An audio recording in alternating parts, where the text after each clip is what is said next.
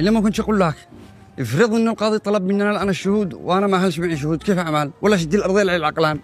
ما يطلبش القاضي شهود من أول جلسة هذا. طيب افرض طلب، سبحان الله أنت مدري، افرض إنه طلب يقول ليش ولا ليش شهود، كيف نعمل؟ جابر الله يرضى عليك، مو بك اللي يقول لك ما بش قاضي اللي يطلب شهود من أول جلسة، ولا أبو قاضي يصدر حكم.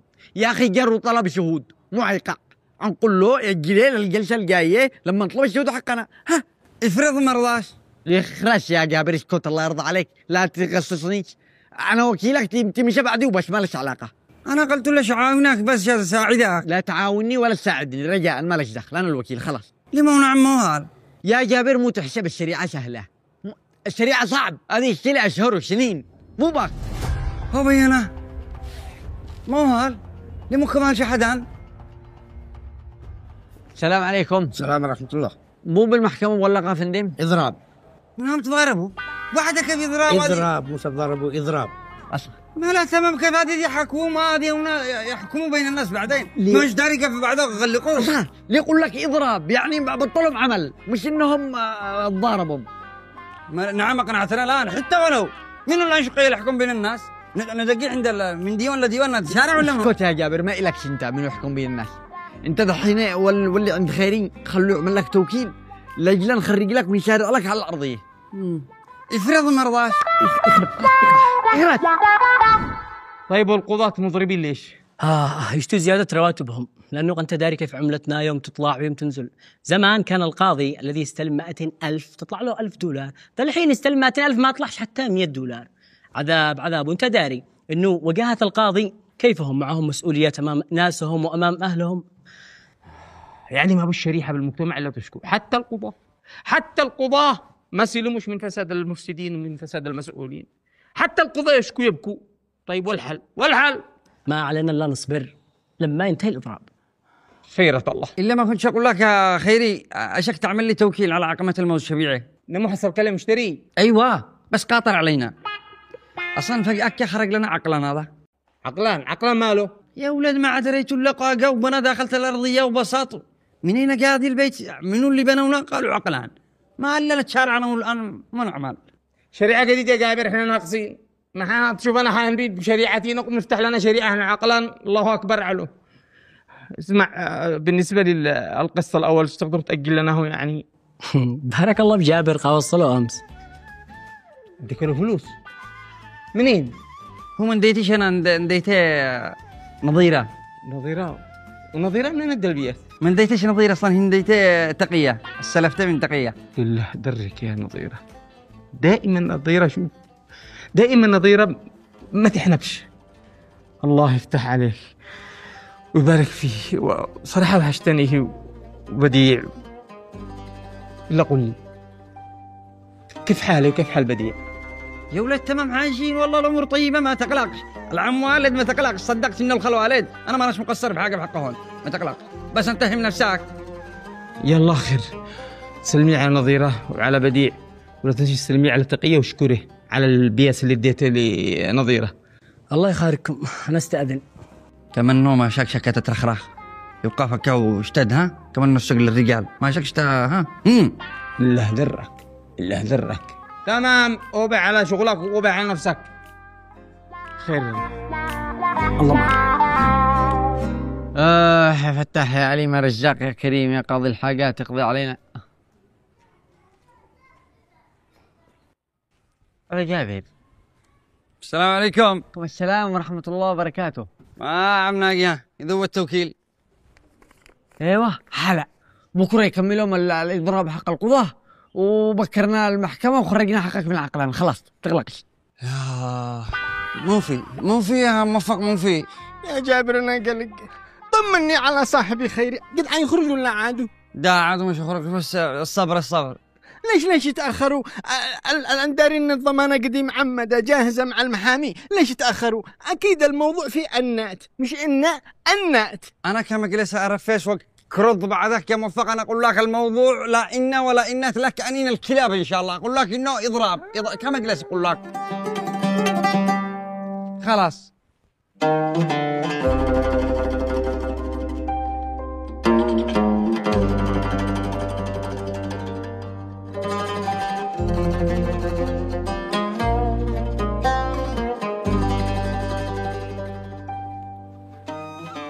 يما يعني بالآن ما شخرجش من السجن؟ فال الله ولا فالك، إلا إن شاء الله شخرج قريب. ما لو وحشنا كلنا. هو قلبت حياته، إن شاء الله رب يفرج همه، شوفك أسره يا رب. قوم بصر من عند الباب. قم افتح. طيب مين؟ بديع، كيفك؟ اهلا يا عمك، في حالك؟ تمام الحمد لله. جبنا لك اكل اليوم، انما ايه احسن حاجه بالحياه. أنا مشتيش، ماليش نفس أكل. ياكل أنتم بديع. هي يما، هي بديع، جبنا لك من الأكل الحلو. مالش نفس.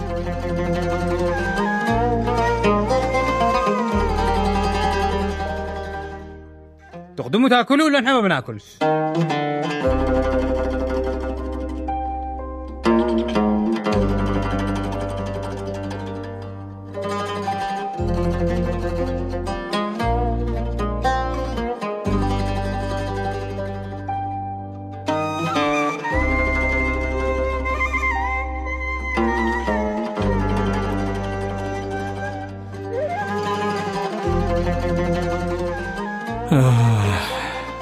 الله يعلم كيف حالك يا نظير أنت وبديع.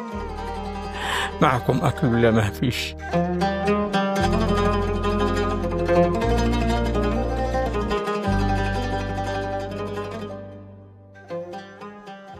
يحرم علينا الأكل بدونك يا خيري.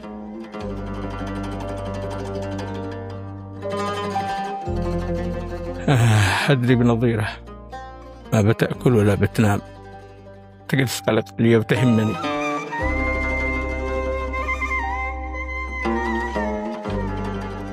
كيف بيجي لي النوم ولا بيجي لي نفس للأكل وأنت مسجون ظلم؟ ما يعلم بك إلا ربي. كيف بيجي لي نوم؟ سامحيني يا نظيرة، لكن إن بعد العسر يسر، وبرجع لكم إن شاء الله رافع راسي بإذن الله، برجع قريب.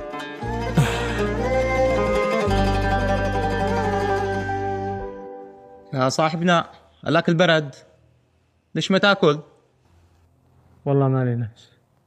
هذه نعمة من الله، ما تشيش ناكل إحنا.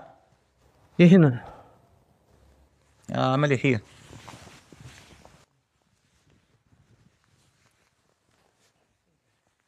شكلك عادت مستجد بالسجن يا غالي. اي والله أول مرة. عادي مع الوقت بتعود، بدك تجحف الصحن كله علينا. ليش أنت كم لك هنا وإيش قضيتك؟ قتلي سنة على سم مسروب، اتضاربت أنا وعبدو علو. سنة على مسروب؟ هذا شكلك قدرك عبدو ذا ضرب لما حبسمك سنة. وملطام استقبلكوا بداله 2.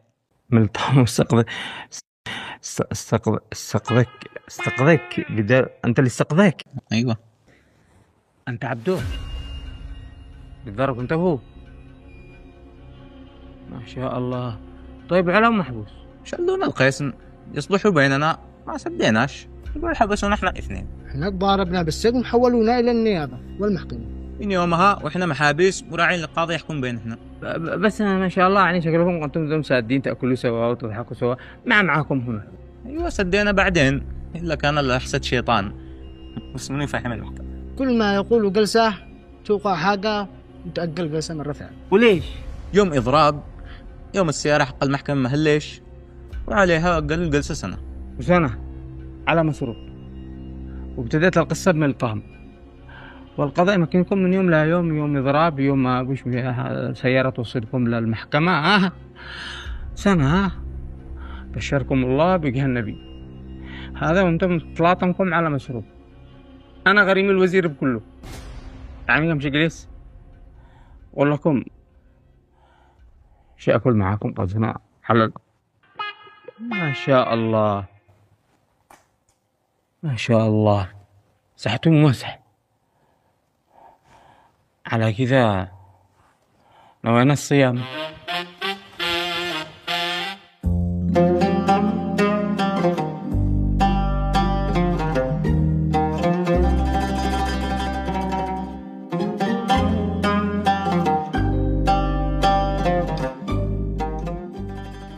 سيادة القاضي، بخصوص موكلي خيري عبد الغفار، كنا قد تقدمنا بطلب الإفراج عنه بموجب الضمان، وهذه الضمانة معمدة، وأيضا قدمنا صورة إلى النيابة.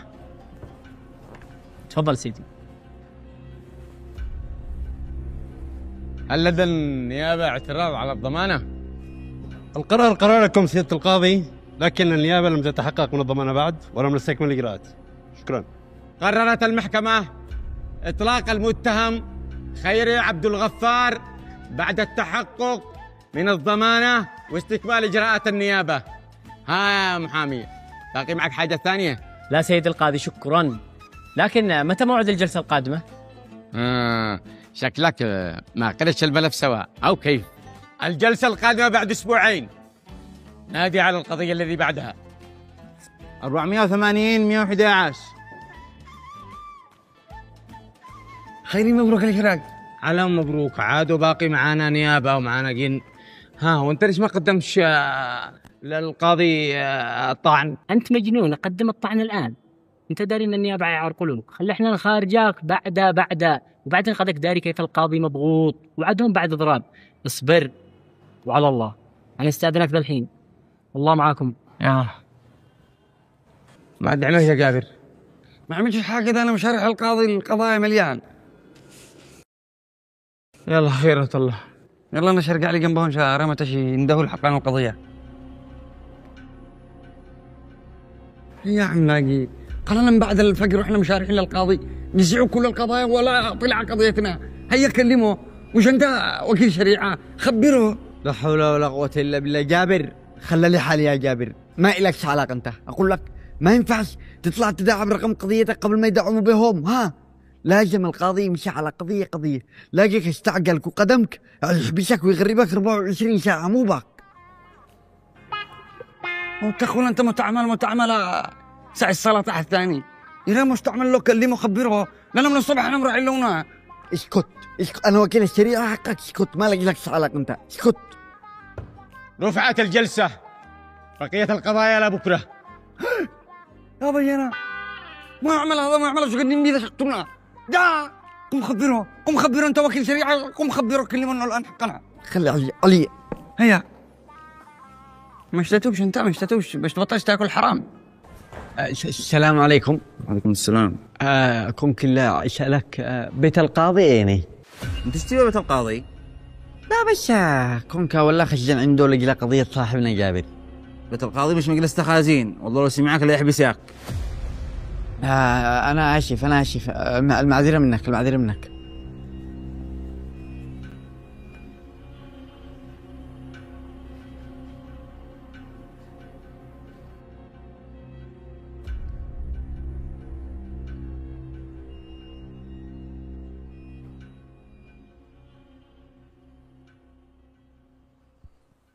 السلام عليكم معالي الوزير. وعليكم السلام ورحمة الله وبركاته. أهلا، كيف حال الوكيل؟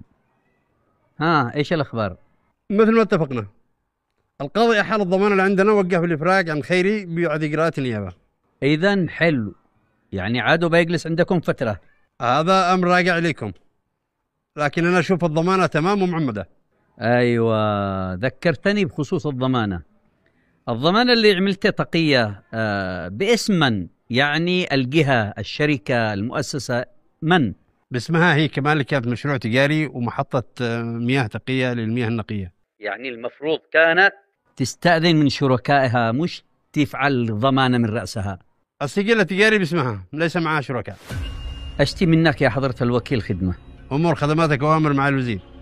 أنا من رأيي إنك تشكل لجنة وتنزل تتأكد من شغل البير وشغل المحطات، لأنه بالآونة الأخيرة يعني المسألة ما هيش طبيعية، يعني الناس بأزمة يتأكد إذا عادكم غلقتم البير والمحطة بتكون خير.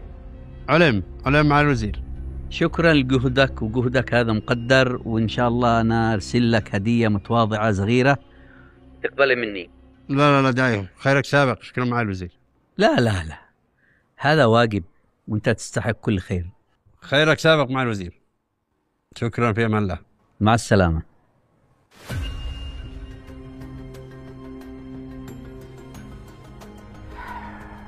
طيب يا خيري. فوزي ابن الوزير الشيخ قبلك. خليه يدخل. مسرع. الوزير هذا مخطوب، مسرع ارسل ابنه. حياك الله. حياك. تخيل عاد انا كملت الان المكالمه مع ابوك. بسرعه ارسلها كذا. لا ابي ما ارسلناش. ولا شيء قلت؟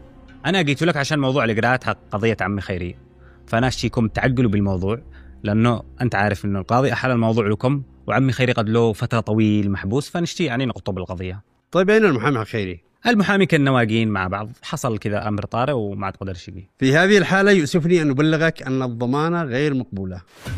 المبلغ كبير ونحن بحاجه الى ضمانه اقوى واكبر من المبلغ المتنازع عليه.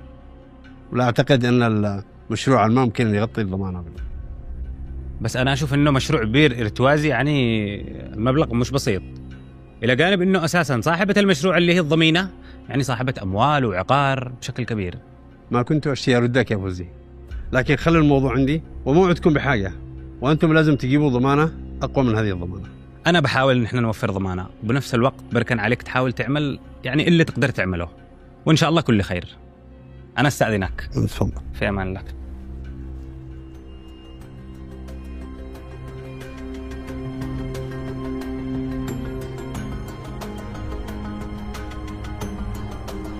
الو سلام الله عليكم. لا حول ولا قوة الا بالله، نخرج من مصيبة وندخل مصيبة ثاني. الآن رفضوا الضمانة، منين نجيب ضمانة ثاني؟ ما لهمش حق يرفضوا الضمانة أصلا، لأنه مصادق ومعمد من الغرفة التجارية، وهذا اللي أكده المحامي. الحين كيف نعمل يا صاحبي؟ رجعنا لنقطة الصفر، يعني نحتاج ضمانة ثاني.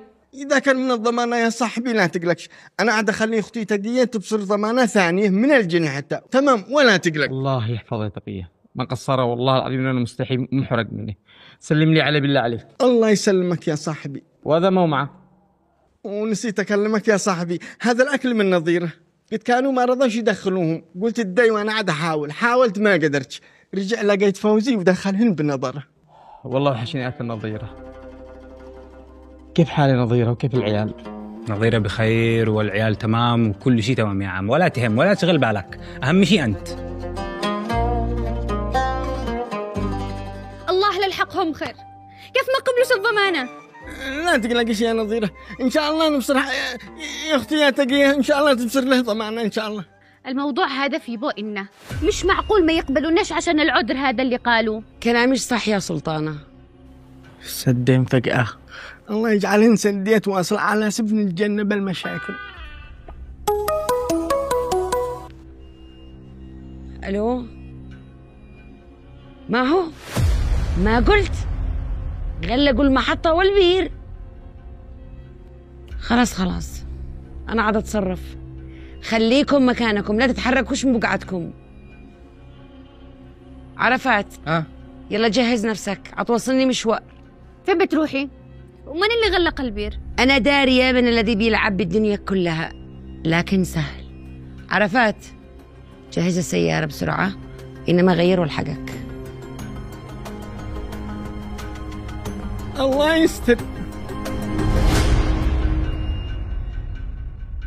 ما قالوا لك العمال ايش تو ليش غلقوا المحطة؟ إلا حاكوني، قالوا إنها أوامر. أوامر من من؟ وأنا ليش جيت لعندك؟ أنا اشتي أسألك واستفسر منك، ما تنساش إن إحنا شركاء، وكان اتفاقنا من البداية إنه كل المعاملات القانونية والتصريحات والتسهيلات عليك أنت. دحين ذكرتي إن إحنا شركاء وأنا شريكك، لكن لما ضمنتي خيري ما ذكرتيش. أنت داري إنه خيري هذا لو طلع مش تمام مش مضبوط إنك شوهتي بسمعتي ومنصبي. المفروض إنك تستشيرينا بهذا المسائل. وانت ما دراك إننا فعلت ضمانة لخيري، لا يكون لك يد في رفض ضمانة خيري وإغلاق قلبي. اسمعي يا تقية، أنا ماليش لا يد ولا رجل، أنا بعتبر نفسي ما سمعتش هذا الخبر منك. لا تنسيش إن أنا وزير وعندي معاريف وعندي طرقي، وبعدين خيري هذا صهيري، يعني نحن نسائب أنا وهو. ما فيش حاجة تحدث الخيري لا توصل لي. وانت عزيزة علي لا تحاوليش يعني تعملي حاجات أو تقولي حاجات تزعلنا منك. أيوة قلتها بنفسك إنكم انساب، إذن خلي معاريفك يقبلوا الضمانة ويخارجوا خيري. بالنسبة للبير أنا بتواصل مع الناس وخليهم يفتحوها.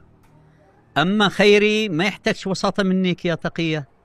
خيري هذا نسبي، يعني لو أنا قادر أعمل شيء شعمل بدون ما تجي توسطي، لكن قضيته كبير. إيش أسوي له أنا؟ الضمانة إذا تدخلت الآن أنا يا تقية، أنا بتدخل بمسائل قضائية، والقضاء فوق الجميع يا تقية، ويعتبر تدخلي إساءة للقضاء. تدخلك يا معالي الوزير بالضمانة لا بيسيء ولا أي شيء، وانت عارف وواثق إن خيري بريء. خاطرك انتظري يا تقية، مالك مستعجل. إيش عاد سويتي وما رديتي ليش بالموضوع اللي سرتك عليه؟ موضوع إيش؟ شوفي تقية، مشروع البير والمحطة أنجزتي بفترة قياسية جدا، هذا يدل أنك عندك عقلية تجارية فذة. لا، هذا بفضل الله وفضل تسهيلاتك أنت، وعلى فكرة مشروعنا بيكون مربح ونافع لنا كلنا. شوفي يا تقية، أنا مشتي الشراكة بيني وبينك شراكة تجارية فقط، أنا الشيء يكون شراكة أكبر. كيف يعني؟ ما قصدك؟ قصدي واضح يا تقية، أنا من أول ما شفتك وأنا معجب فيك، أشتي أتقدم لك وأطلبك على سنة الله ورسوله، فإيش رأيك؟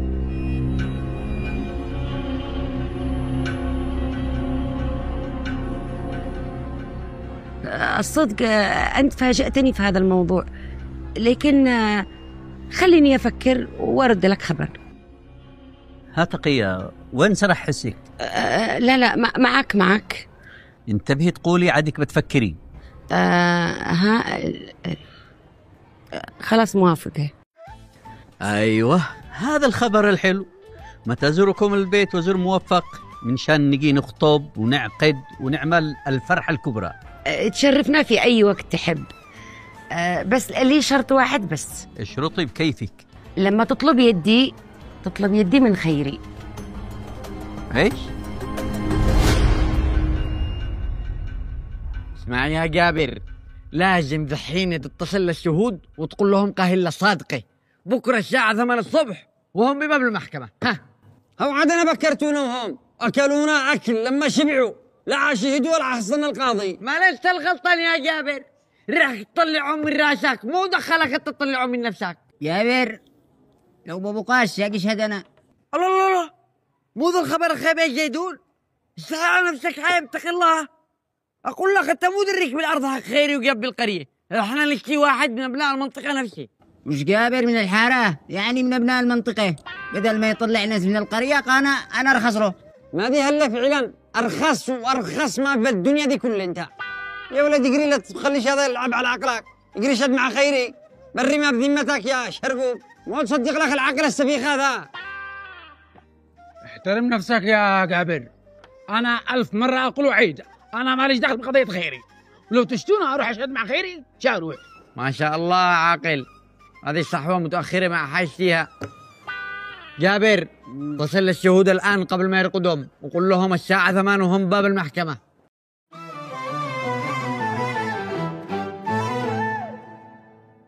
تدخلك يا معالي الوزير بالضمانة لا بيسيء ولا أي شيء، وانت عارف وواثق إن خيري بريء.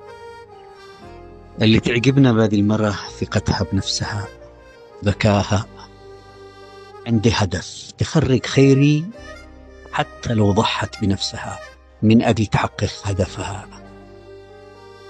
وتقية ضحي بنفسي، تحمد الله بتتزوج وزير. هذا دليل إنك تفكر لبعيد، وهذا اللي يخليني أقتنع إن الزوجة المناسبة لي مش مثل أم فوزي اللي بلينا أبي فيه به، الله يسامحك يابا.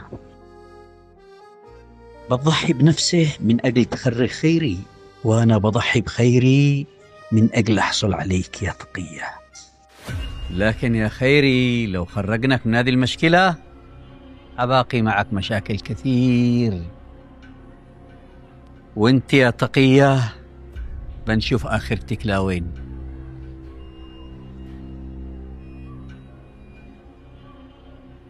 ألو، كيف حالك سيادة الوكيل؟ آسف لو كنت أزعجتك، بس اشتي كلمك على موضوع البير والمحطة اللي غلقت اليوم، وكمان موضوع ضمانة خيري.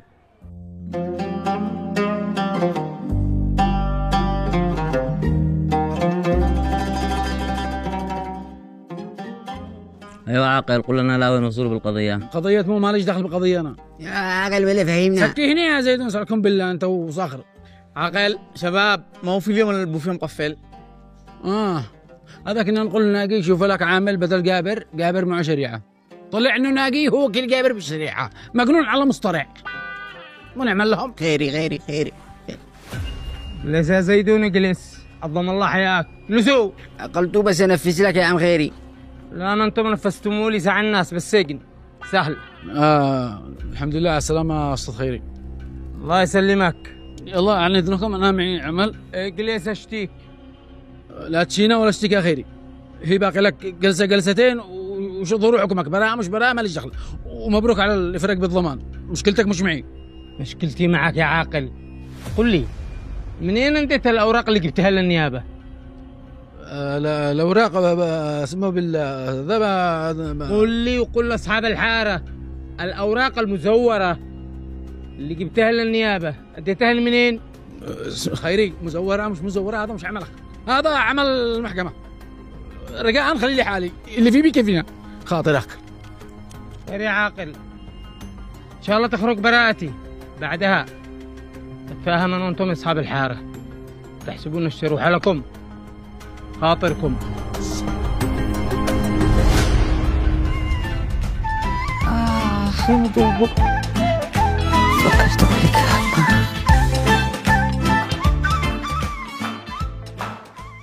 خيري الحمد لله على السلامة، مفاجأة. الله يسلمك ويعافيك، والله حتى أنا تفاجأت.